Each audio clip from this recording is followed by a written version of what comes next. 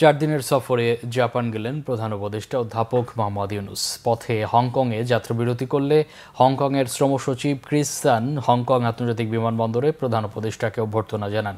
প্রধান উপদেষ্টার প্রেস সচিব শফিকুল আলম জানিয়েছেন, অধ্যাপক ইউনূস ও তার সফর সঙ্গীদের বহনকারী ক্যাথে প্যাসিফিক এয়ারলাইন্সের ফ্লাইটটি রাত 2টা 10 মিনিটে ঢাকার শাহজালাল আন্তর্জাতিক বিমানবন্দর ত্যাগ করে।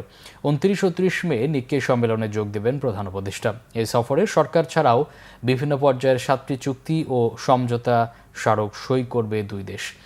দেশটির প্রধানমন্ত্রীর সাথে দ্বিপাক্ষিক বৈঠকের পাশাপাশি জাপানের উন্নয়ন সংস্থা জাইকা ও জেটকোর প্রধানদের সাথেও ডক্টর ইউনূসের বৈঠক হবে। এছাড়া জাপানি বিনিয়োগ বাড়াতে দেশটির ব্যবসায়ীদের সাথেও আলোচনা করবেন ডক্টর মোহাম্মদ ইউনূস।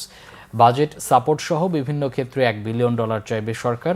জাপানের একটি বিশ্ববিদ্যালয় থেকে তিনি ডিগ্রিও গ্রহণ করবেন। 31 মে দেশে ফিরবেন প্রধান উপদেষ্টা।